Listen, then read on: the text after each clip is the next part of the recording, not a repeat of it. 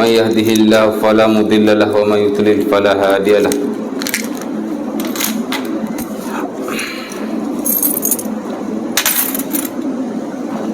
أشهد أن لا إله إلا الله وحده لا شريك له وأشهد أن محمدا عبده ورسوله.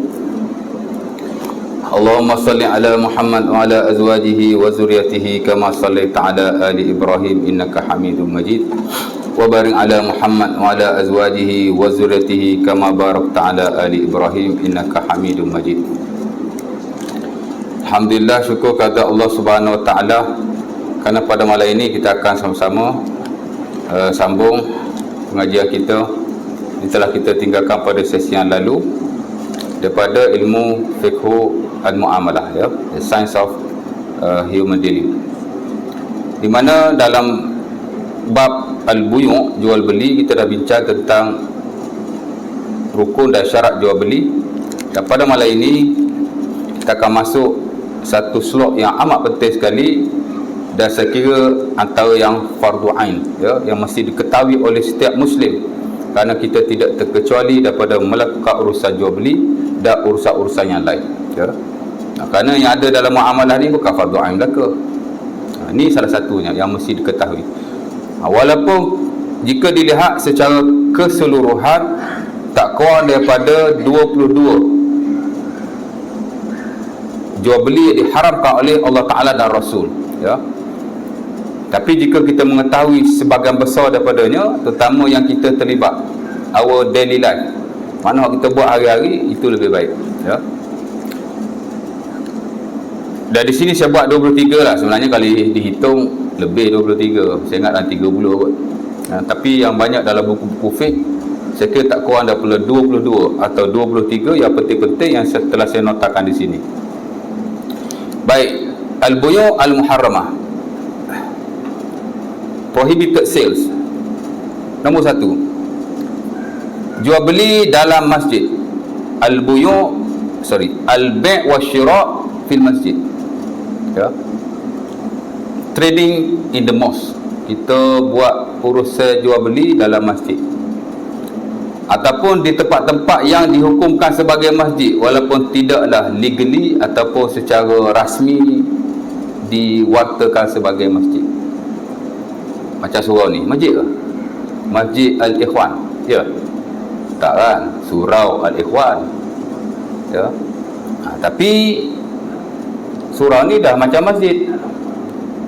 Sebab untuk nak mewartakan satu tempat sebagai masjid, selain daripada hukum hakam syarak yang mesti dipenuhi, ada keperluan-keperluan lain yang kadang-kadang melibatkan isu-isu perundangan, syarat-syarat yang dibuat oleh majlis agama dan sudut hak ni lah, ya. Syarak very simple. Masjid ni tempat yang kita buat untuk semayang. Ada semayang 5 waktu, ada imamnya yang ratib, ada muazzinnya yang ratib, dan dia adalah tanah dan bangunan yang diwakafkan, masjid, ya. Atau kalau kita lihat dalam definisi masjid, very simple, al-makan al-mu'ad lis-salawatil khamsah, ya, tempat yang disediakan untuk solat 5 waktu. Secara umumnya begitulah, tapi ada tambahan lain, ya. Ada imamnya, memang ada imam lah yang dilantik, ya. Ada muazzinnya yang dilantik, yang mana dia azan every time of the prayers, mana setiap semaya dia azan, ya. Kemudian tempat tu mestilah diwakafkan. Itu yang paling utama sekali. Tak boleh jadi masjid melainkan ia mesti under wakaf. Dia mesti wakaf lah, ya. Kerana masjid tidak boleh dimiliki oleh sesiapa. Masjid ni buyutullah, rumah Allah. Jadi kalau kita nak buat masjid selain daripada wakaf, tidak boleh, ya. Jadi nak mengisi keperluan-keperluan syarak dan keperluan-keperluan perundangan yang lain yang melibatkan legaliti di peringkat majlis agama, di peringkat perundangan, macam-macam lah. Jadi nak warta masjid ni ada proses-proses dan prosedur tertentu. Mungkin agak sukar dalam setengah-setengah keadaan, tapi as long as tempat tu memang ada solat 5 waktu, ada imamnya, ada bilalnya, walaupun tak ada sembahyang Jumaat, kalau ada lagi bagus, dan dia tempat yang tidak dimiliki oleh sesiapa, wakaf, maka dia sudah dihukumkan sebagai hukum masjid, ya. Tak kira kecil, tak kira besar. Kita kalau ikut peruntukan ataupun syarat-syarat majlis agama, dia ada tanah pun nak cukup. Contoh tanah 2 ekar, tak cukup 2 ekar tak boleh masjid, macam tu lah, ya. Dia ada dia punya tu. Tapi as long as syarat-syarat dalam syarak dipenuhi, dia sudah boleh dianggap masjid walaupun kita tak namakan dia masjid. Sebab yang boleh mewartakan satu tempat itu masjid atau tidak hanya pihak berkuasa agama negeri. Jadi kalau jais warta ni masjid, dia masjid. Kalau dia tak warta ni masjid, dia bukan masjid, tapi dia mengambil hukum masjid. Batu Mufti Wilayah dulu, Dr. Zulkifli Al-Bakri, orang tanya dia dalam fatwa, saya nak semayang tahiyatul masjid di surau, boleh atau tidak?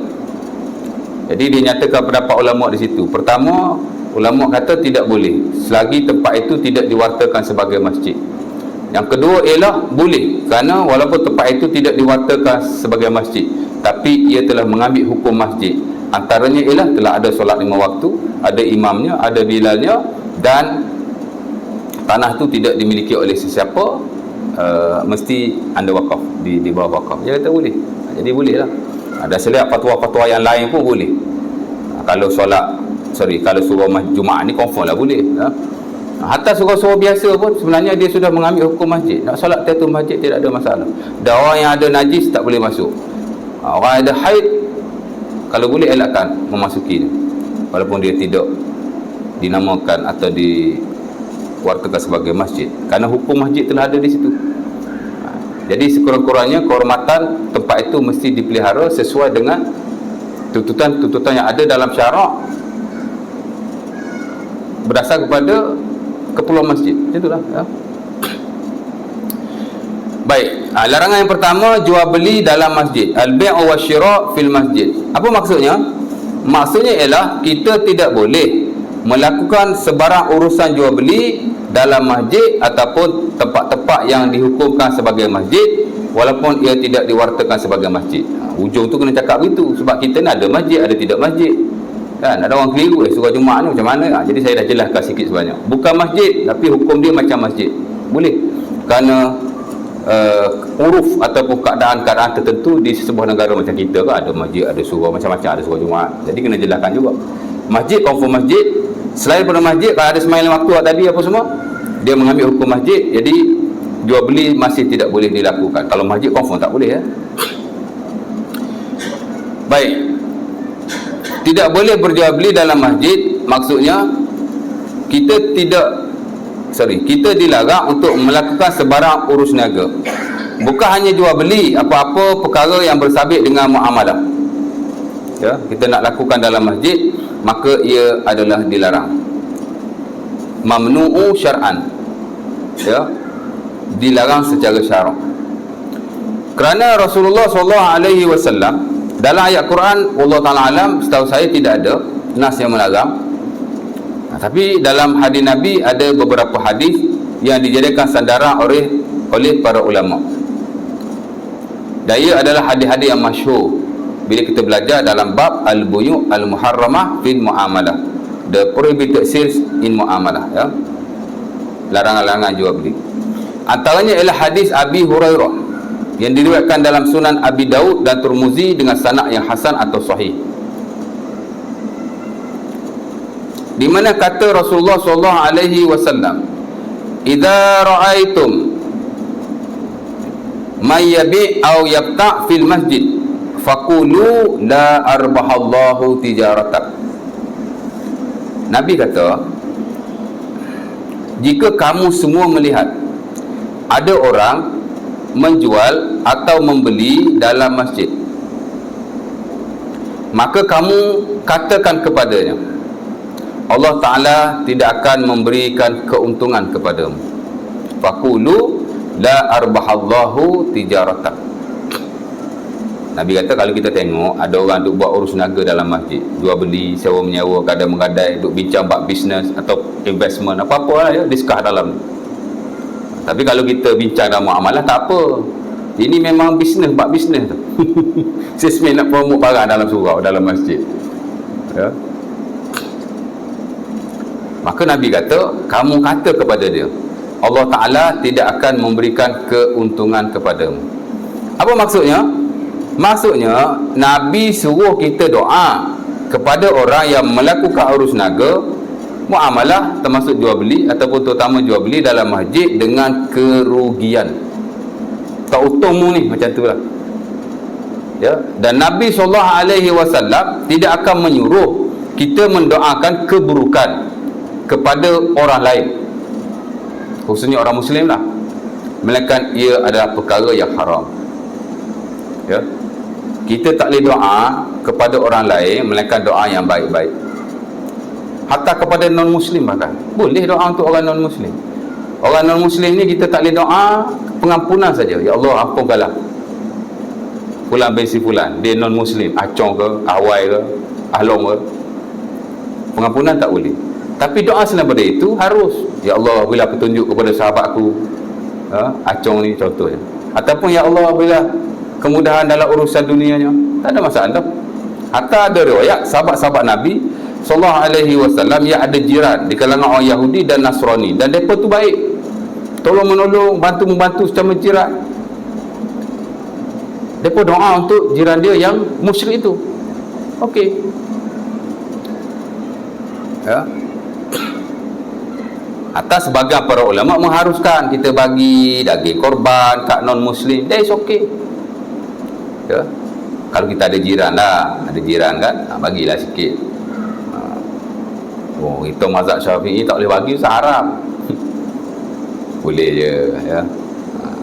Ibadah tu perbuatan kita, bukan daging tu. Daging tetap daging, ya.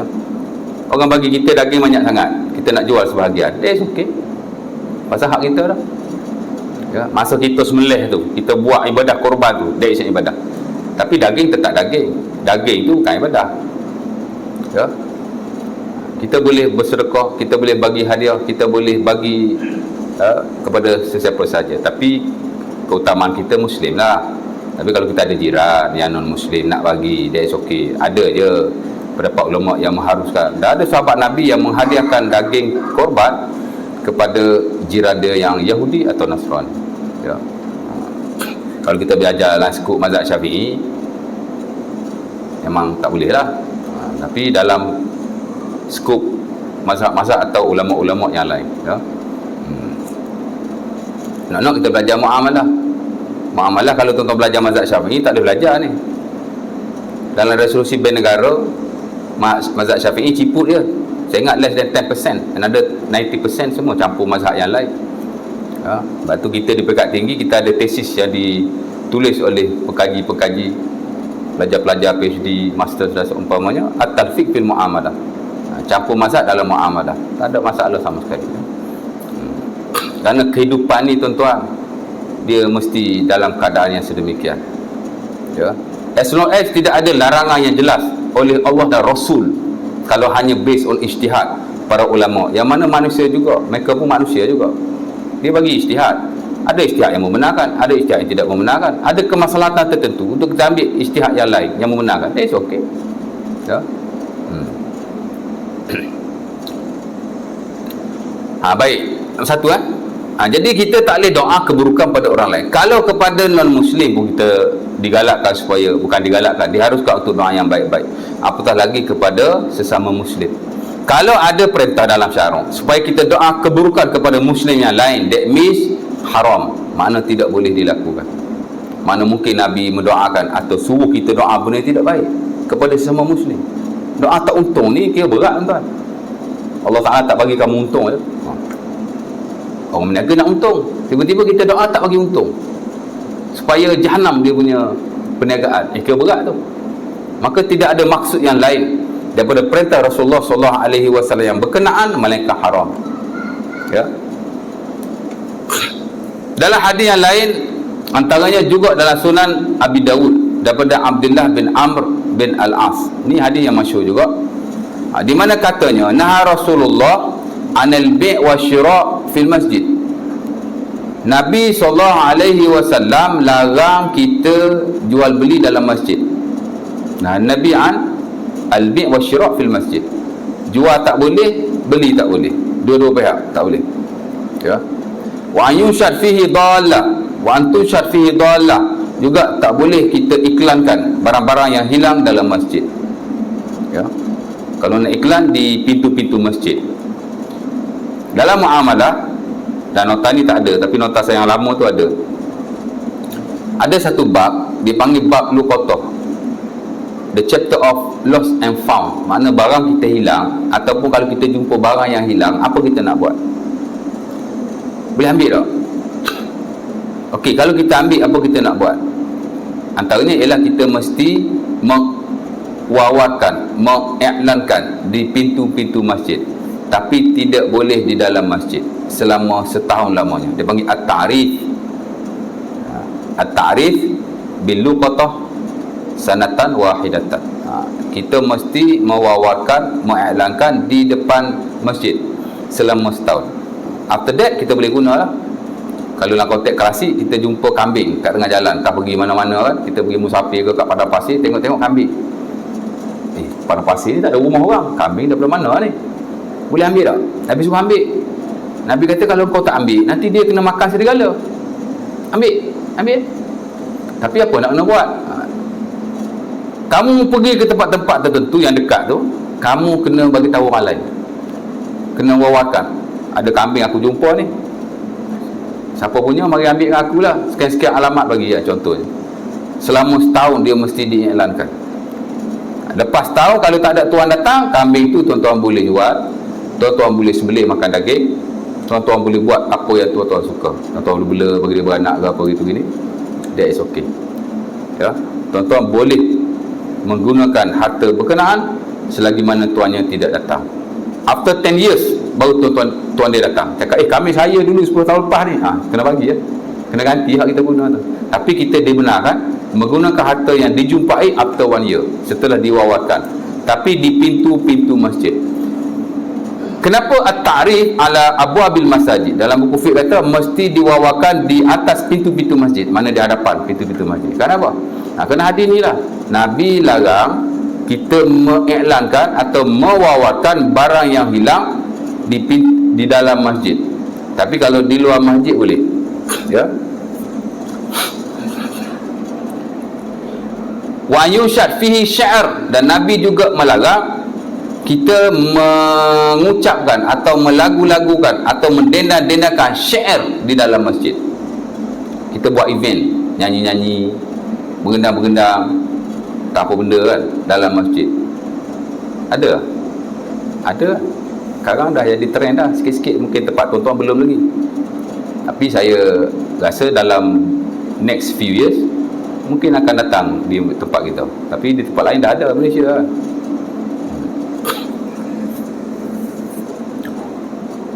Ya.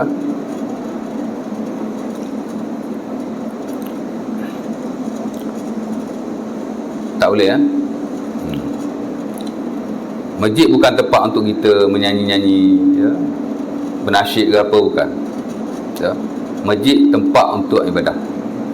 Ya. Kalau kita ada buat majlis, kita nak selitkan dengan nasyid atau nyanyian tertentu yang tidak melibatkan lafaz-lafaz yang haram, alat-alat muzik yang haram, boleh, tapi buat di luar. Itu lebih menghormati akan kesucian masjid. Ya. Dan sebahagian besar para ulama melarangnya, walaupun ada sebahagian kecil mengharuskan. Ada yang kata harus tu pun ada juga. Ya. Sebab tu sebahagian yang kata boleh tu, dia ambil pendapat yang kata harus tu lah. Ya. Adalah alasan-alasan dia yang tak berapa jelas. Ya. Tak payahlah ganggu orang mari nak semayang ke apa gitu gini kan. Ya. Tak ada faedahnya. Ya. Tapi kalau nak selit dalam program-program tertentu, bagi saya that is okay. Tapi di luar, ya, bukan di dalam masjid. Buatlah kemah kat luar, macam buat karnival ke apa, okey je. Janganlah dalam ni, ya. Jadi Nabi larang mendendangkan atau melagukan atau membaca syair dalam masjid. Ada riwayat Nabi benarkan. Itulah hadis yang diriwayatkan dalam sebahagian kitab Sunan daripada Zaid bin Sabit dan sebahagian sahabat yang lain, di mana mereka membaca syair, Nabi tersenyum dan Nabi tidak melarang. Ya. Jadi gabung dua tu, ada yang Nabi larang, ada yang Nabi benarkan. Hak Nabi larang ni nasyid-nasyid yang lagu-lagu, nasyid-nasyid atau syair yang melalaikan. Ya, hak Nabi larang ni campur kan, ada syair Nabi benar, ada syair Nabi larang. Jadi menggabungkan kedua-dua bentuk nas itu, sebagai ulama kata yang dilarang ni ialah syair-syair yang melalaikan, syair-syair yang membawa kepada perkara yang haram, ya. Syair-syair yang dibaca dengan kuat sehingga mengganggu orang lain untuk melakukan ibadah, dan dalam konteks-konteks seumpama itu. Kerana asas-asas syair itu harus. Melainkan jika ada unsur-unsur yang dilarang, baru dia jadi haram, ya. Dan itulah cerita dia.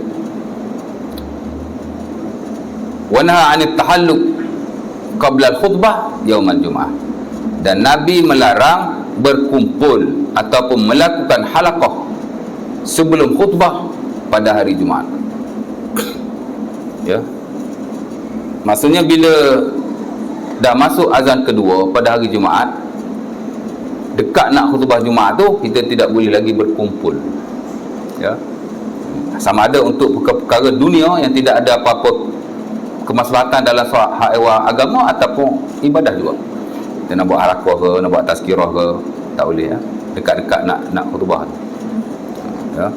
Contoh buat tazkirah, azan pertama dah stop. Okeylah, ya. Dia hak qabla al-khutbah, before the sermon, mana dekat nak khutbah tu, ya. Sebab waktu itu kita mesti bersedia untuk solat Jumaat dengan khutbahnya, dan memang waktu itu kita digalakkan solat. Hatta sahabat Nabi SAW bila dia masuk masjid, ketika itu dia memperbanyakkan solat, ya. Shalla ma kutiba lahu, dia solat sebanyak-banyaknya yang ditulis oleh Allah Ta'ala ke atasnya. Kita kena semayang lah. Baik. Jadi tak boleh, ya, di atas nas itu. Dan mungkin ada lagi nas yang lain, ya.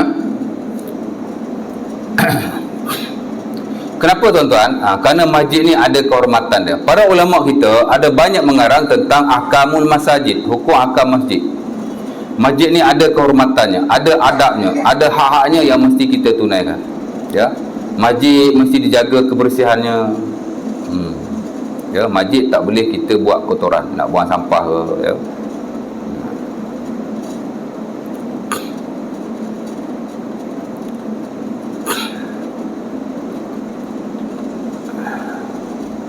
Dan masjid adalah rumah Allah Ta'ala dan rumah yang paling afdal di atas muka bumi.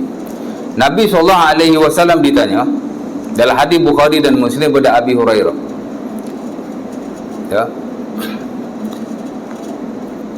ya Rasulullah, ma afdalul buqa' alal ardi, wahai Nabi, manakah tempat yang paling mulia di atas muka bumi? Nabi pun jawab, masajidullah, masjid-masjid Allah, ya. Dan Nabi pula ditanya, apakah abghadul buqa' ila Allah, tanah yang paling dibenci oleh Allah ataupun tempat yang paling dibenci oleh Allah di atas muka bumi? Nabi pun jawab, aswaquha, ya. Su'ila Nabi an afdalil buqa' ila Allah fil ardi faqala masajiduha, wa su'ila an asyar al-buqa' fil ardi faqala aswaquha, maka Nabi ditanya, manakah tempat yang paling bagus di atas muka bumi? Nabi kata masjid, kerana dia ada rumah-rumah Allah, ya. Dan Nabi ditanya, manakah tempat yang paling buruk di atas muka bumi? Nabi menjawab, aswaquha, pasar-pasar dia, ya. An-Nawawi kata pasar ni sebab dia ni mahallul ghish wal khida', dia ni tempat orang menipu. Orang meniaga ni kadang menipu, kan, ya. Kadang-kadang ada aiman kazibah, orang bersumpah palsu, ya. Yalah, benda tak elok dia kata elok, kan, benda tak baik dia kata baik, macam-macam, jadi itu perbezaannya, ya.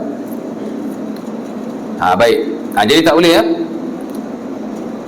Baru-baru ni yang datang, apa nama tu, brother apa, Firdaus Wong, kan, Firdaus Wong, kan. Kan dia kata dia tak jual produk, dia kata kalau nak tanya kat luar, pasal kita tak boleh berjual beli dalam masjid, ha? Baik. Jadi confirm, ataupun jelas bahawa aktiviti muamalah dalam masjid tidak dibenarkan. sama sekali. Cuma ulama dalam hal ini tidak bersepakat, maknanya tidaklah ijma'. Majoriti mengharamkannya dan segelintir mengharuskannya, termasuk yang standard dalam mazhab Syafi'i, hanya makruh sahaja. Sebab tu kita tak nafi sebahagian pendakwah termasuk ustaz pun bila dia mengajar kan dia promote barang dia, kadang dia guna hujah tu lah, mazhab Syafi'i makruh saja dia kata, ya. Allah Ta'ala alam. Dan kadang-kadang isu ni tuan-tuan, dia terbawa-bawa, kadang-kadang boleh dilakukan oleh orang yang ada ilmu yang bagus, dan sampai doktor, profesor ambil gambar depan Kaabah tu, tunjuk produk dia, pening tu ya. Saya tak tahulah kalau dia nak kata alasan mazhab Syafi'i harus juga kan, masjid haram kot ya. Tahulah awak tu duta kan, adalah komisionnya, tapi tak payahlah buat gitu ya. Baik, ada nak tanya apa bapak tu? Okey, yang kedua, jual beli ketika khutbah Jumaat pun tak boleh juga. Jual beli dalam masjid ni sah ya, cuma berdosa ya. Haram di sisi majoriti, makruh di sisi minoriti, termasuk standard dalam mazhab Syafi'i. Tapi kalau boleh kita elakkanlah. Sepakat para ulama, bukan sepakat, majoriti kata yang haram tu berdosa, tapi sepakat para ulama jual beli itu masih sah. Kerana Nabi SAW menyatakan ya, idza ra'aitum may yabi' aw yabta' fil masjid. Nabi masih panggil jual beli. Maksudnya dia kata kerana Nabi memanggil ia sebagai proses jual beli, maka ia adalah sah, cuma berdosa ya. Al-bai'u sahih li'anna Nabi sama al-bai'u bai'an, sama al-bai'a bai'an, fatasmiyatuhu dalilun ala jawazihi atau kama qala. Kata Syekh Abdul Azim Badawi, Nabi SAW memanggil aktiviti ini sebagai jual beli, dan dengan sebab Nabi memanggil aktiviti ini sebagai jual beli, ia menunjukkan bahawa aktiviti itu sah, cuma dihukumkan ia sebagai berdosa ya. Jadi kalau dia buat urusan tu sah, maksudnya kalau orang beli, berjalanlah ya proses tu, cuma berdosa lah ya. Dan termasuk dalam konteks jual beli juga hal yang seumpamanya, seperti kalau kita mempromosi barang, marketing tak boleh juga ya. Saya jual barang mungkin di luar, tapi saya marketing di dalam ya. Saya promote barang saya kan, tak boleh juga. Tapi kalau sekadar nak memaklumkan ya, Allah Ta'ala alam lah. Bagi saya kalau boleh elakkan, tapi kalau nak promote lebih-lebih, tak boleh lah ya dalam masjid.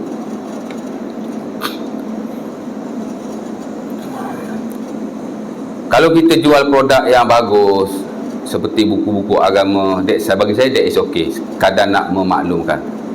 Okay, tuan-tuan, saya ada bawa buku-buku agama di luar, tuan-tuan boleh mendapatkannya di situ. Stop at that point, saya kira okey.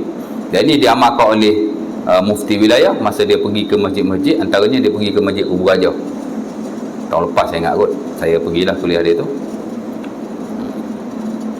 Dia bawa buku-buku agama kan, mufti wilayah dululah, mufti wilayah, sekarang bukan mufti wilayah dah, Dr. Zulkifli tu, dia ada banyak mengarang buku. Saya ingat dalam banyak-banyak mufti di Malaysia, dia mufti yang paling progresif masa dia di wilayah persekutuan dulu. Orang slow je kan, nampak cakap sepatah-sepatah, tapi kerja buat dia progresif. Dia antara mufti yang banyak mengeluarkan buku dan fatwa ya. Fatwa ada dua versi, satu Al-Hawi fil Fatawi, satu Irsyadul Fatwa, 4 jilid saja ya. Dan dia ada banyak buat soal jawab online dekat internet. Boleh kata isu-isu kalau kita nak tahu, kita tekan je mesti keluar fatwa dia ya. Jadi bila dia pergi mengajar di Masjid Surau, dia bawalah buku dia, dia tak di luar sana, kaki 5 tu kan, kat luar lah ya. Jadi dia bagi tahu lah kat sini, saya ada bawa buku tu, kalau ada berminat ke apa, bolehlah pergi tengok. Bagi saya that is okay ya. Kerana buku-buku agama, dalam keadaan sekarang memang kita perlu buku-buku agama, cuma jangan buat urusan jual beli dalam masjid tempat solat ni. Kalau di luar that is okay ya.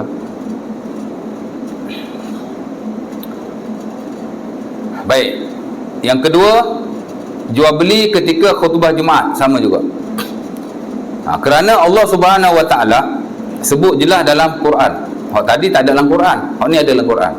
Tuan-tuan boleh buka surah Al-Jumu'ah ayat yang ke-9, di mana kata Allah, ya ayyuhallazina amanu idza nudiya lis-salati min yaumil jumu'ah fas'au ila zikrillah wa zarul bai' dzalikum khairul lakum in kuntum ta'lamun. Betul? In kuntum ta'lamun. Tak ingat.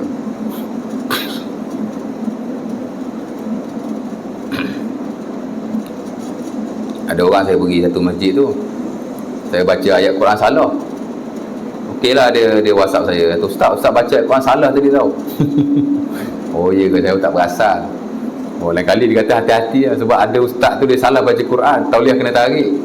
Oh, siapa yang jatuh sekali ya? Tersalah baca, tak salah betul. Tidak, dia kata macam tu kat saya.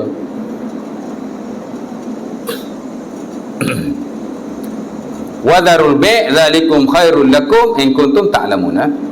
Kata Allah, wahai orang-orang yang beriman, apabila kamu dipanggil untuk solat, idza nudiya lis-salah, bila kamu dipanggil untuk solat, bila azan lah. Ya, kita ada azan pertama, kita ada azan kedua. Azan pertama masih diberi kelonggaran oleh para ulama untuk kita tidak pergi ke masjid, azan pertama, kerana itu azan menunjukkan masuk waktu. Dan pada zaman Rasulullah SAW, azan pertama itu tidak ada, tak ada.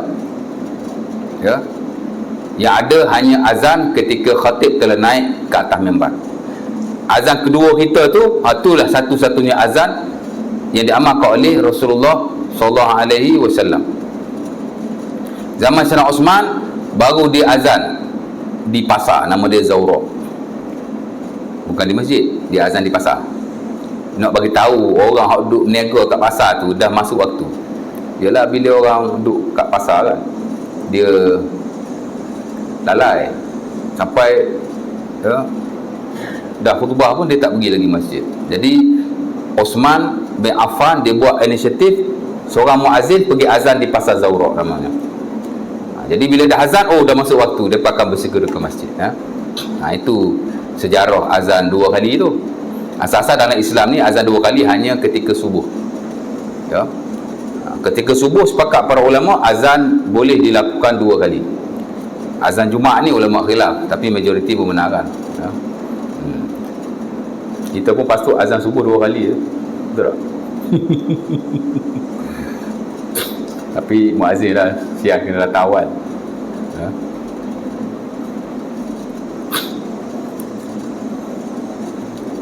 Bila kamu dipanggil untuk solat Jumaat, azan lah ya.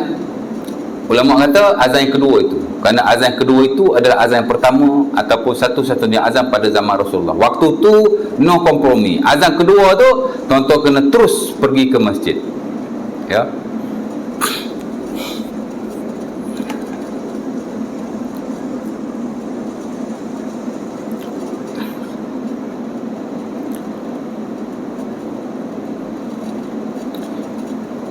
Kerana setelah azan kedua, khutbah akan dilakukan, dan mendengar khutbah adalah wajib di sisi majoriti. Cuma segelintir tidak mewajibkan, termasuk yang standard dalam mazhab Syafi'i. Kita mazhab Syafi'i dengar khutbah hanya sunnah, tak wajib, mana tak berdosa. Ya. Walau bagaimanapun, sebaik-baiknya kita datanglah awal untuk kita dengar khutbah. Ya. Tapi saya very sorry to say lah, balik sekolah hari ni pun sekarang lambat. Dulu-dulu balik sekolah saya ingat pukul 11.30 dulu lah, lama dulu kan, 11.35 macam tu. Lepas tu dia up 11.50. Sekarang ni balik sekolah 12.30. Dengan keadaan zuhur pukul 1, tuan-tuan bayang saya nak balik 12.30, buk cikgu bukan boleh balik terus. Pasal hari Jumaat tu kita nak hantar macam-macam, nak hantar report mingguan, nak buat itu, nak buat ini. Saya kadang-kadang dekat pukul 1 tuan baru bergerak daripada sekolah. Nasib baik saya duduk sini je. Dulu duduk Pai Jaras, jauh sikit. Tuan-tuan bayanglah kalau orang duduk jauh sikit daripada masjid. Sama ada mereka berhenti solat di tengah jalan ataupun mereka hanya balik saja. Dan mereka kena pergi masjid dalam keadaan yang teramat lewat. Saya yang duduk dekat mereka lewat juga. Sekarang aja, dulu tak. Dulu saya boleh bagi khutbah kat sini. Ni, sini. Betul tak? Tapi kalau zuhur pukul 1 macam sekarang tak boleh lah. Kalau zuhur macam 1.30, Kan saya dulu banyak kali khutbah kat sini. Saya Haji Salim mana? Tak ada hari ni. Dah banyak kali minta dengan saya nak khutbah ni. Saya kata tak boleh. Saya balik sekolah lambat. Saya balik masa itulah saya nak makan, saya nak mandi. Saya pergi ke masjid kadang-kadang dah masuk khutbah kedua. Seriously. Ya. Nak buat macam mana? Bukan saja-saja. Tak. Kalau saya awal, okey je.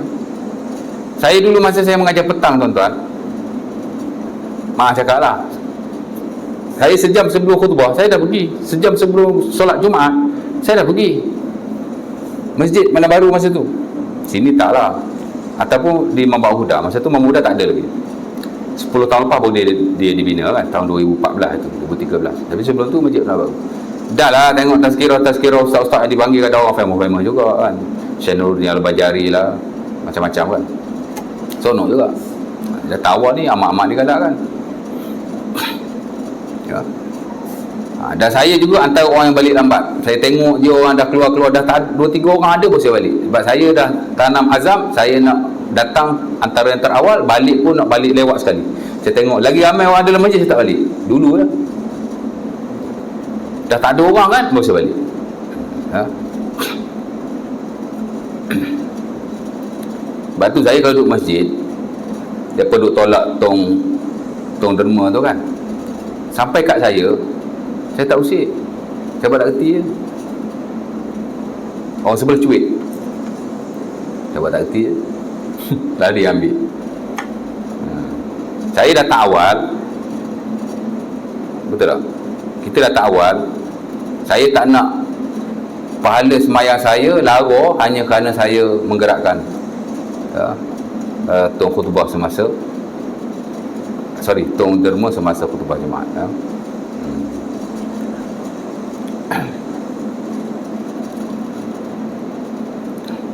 Tapi Selangor harus ya. Selangor ni kutip derma semasa khutbah harus. Tapi ada 3 atau 4 syarat. Tuan-tuan tengok balik dalam fatwa tu. Tapi negeri-negeri lain melarang.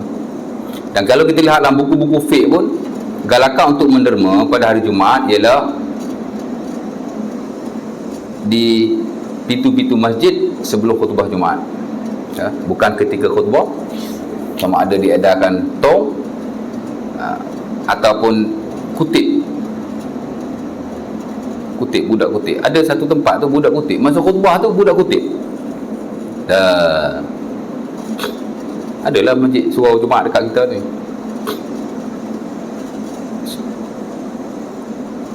Tengah khutbah budak kutip. Saya pun pasal apa ni?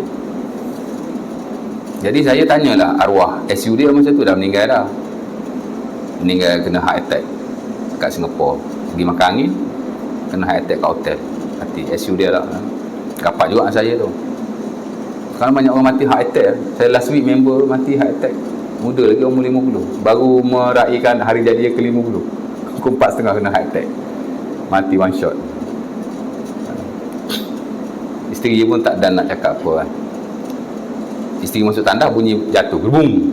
Keluar-keluar tengok suami dah terbaring kat atas lantai. Tangan kepal, panggil-panggil tak dengar. Dia pun hospital bagi cek, heart attack lah, mati. Heart attack ni 1 second 2 second mati lah. Jadi saya kata tadi, pasal apa kutip derma masa khutbah ni? Budak kutip tu. Dia pun dalam mesyuarat, dia cakap, Ustaz Hassan ada tegur kutip masa khutbah ni. Orang cakap nanti kan, kalau kutip sebelum tu tak boleh ke?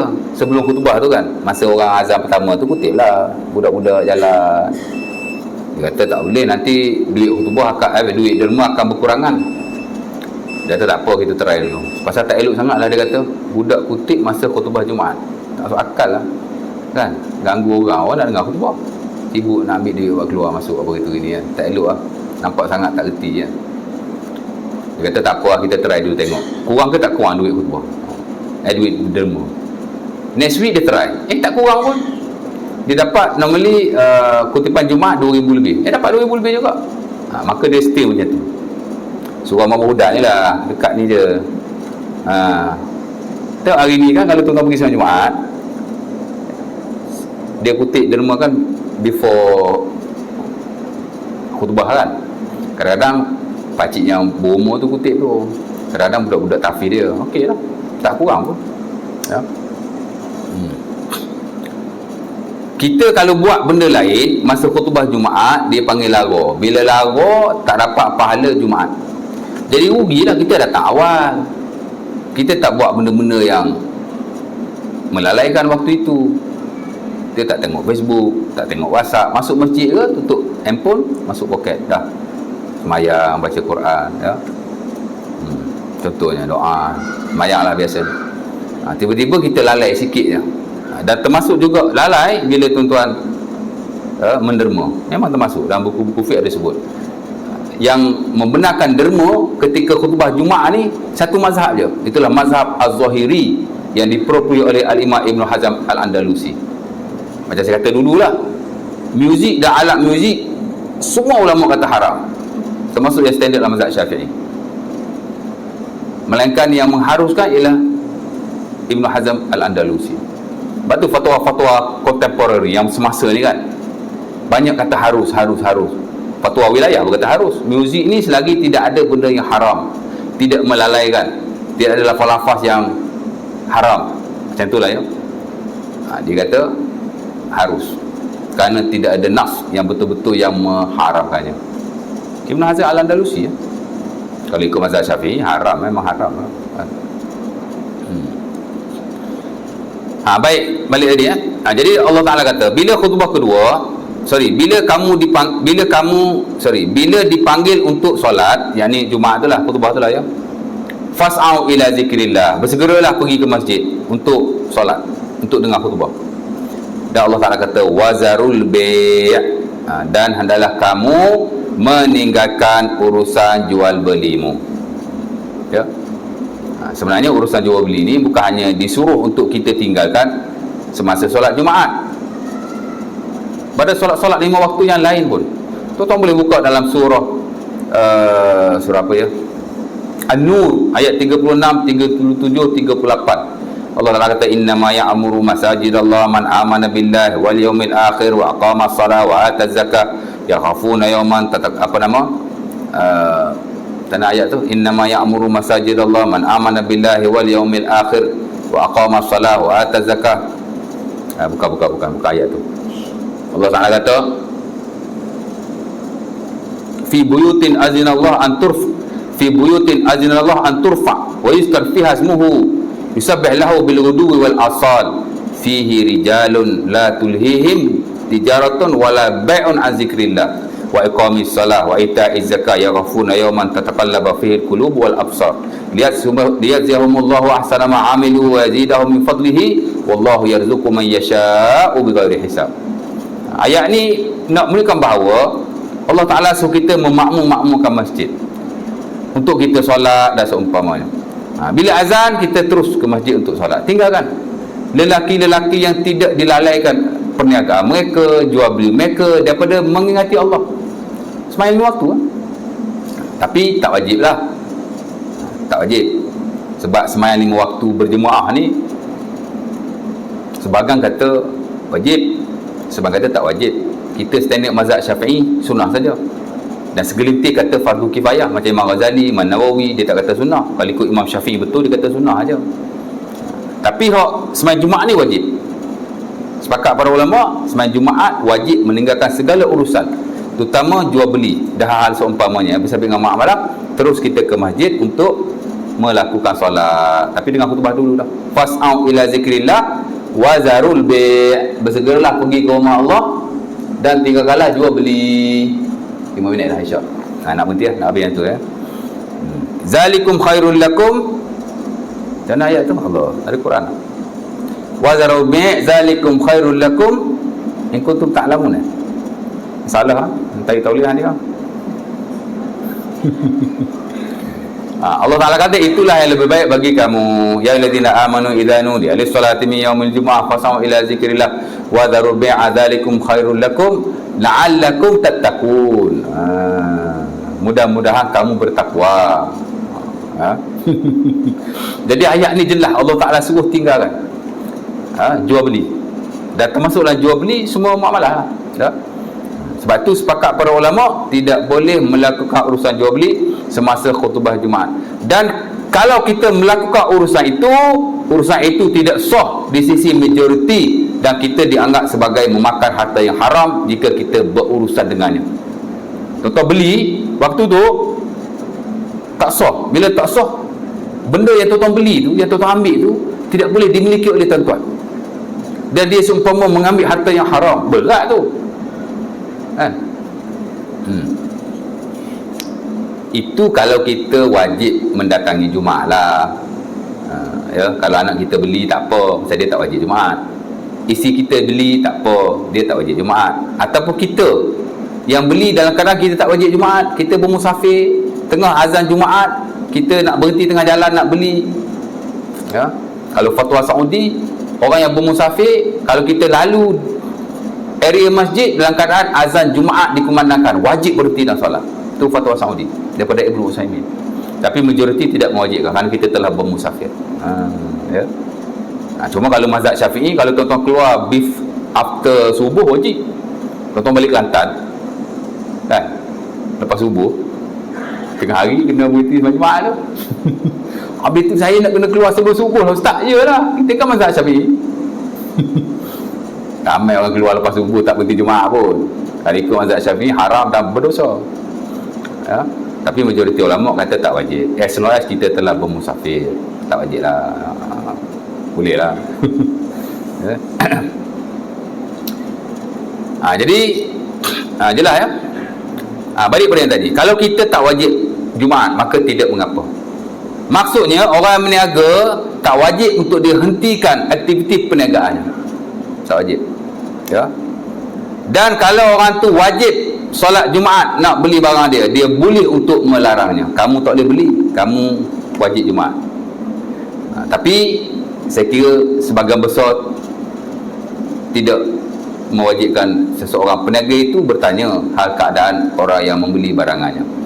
Pasal peniaga kan, pukul 1:30 satu suku orang datang nak beli barang dia, tengok-tengok laki kuat, orang kampung ni, ini lelaki bermukim, sehat, kena tanya, awak ni tak pergi sembahyang Jumaat ke? Tak perlu, kita jual aja ya.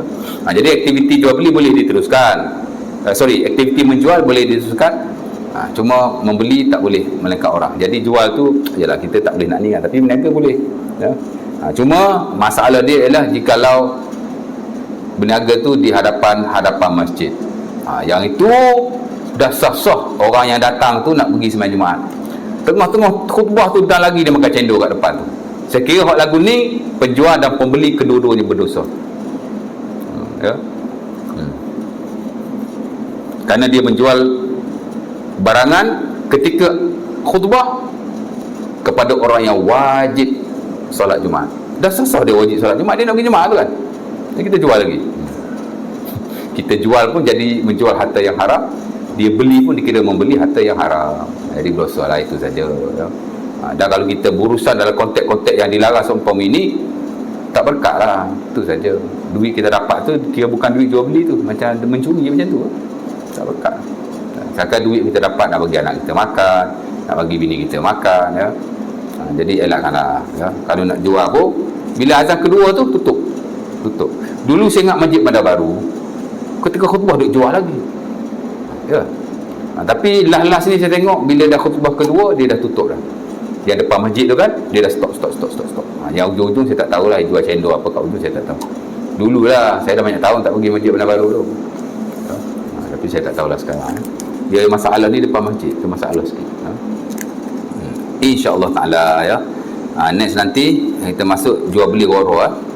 Jual beli yang berasas pada ketidakpastian dan ketidaktahuan, yang merupakan asas kepada sebagai besar larangan yang ada dalam syarak, di mana dalam soal muamalah everything must be clear, semua benda mesti jelas. Kalau tak jelas ia tidak sah ya. InsyaAllah ta'ala. Jadi kita boleh stop dah 10 minit after isyak. Kalau ada soalan tuan-tuan tanya after semayang lah, tanya saya personally ya. Boleh. Kalau saya jawab panjang, saya jawab soalan tak ada seminit 2 minit. Aku qouli hadza, assalamualaikum warahmatullahi wabarakatuh. Kita tutup majlis kita dengan tasbih kafarah dan surah Al-Asr.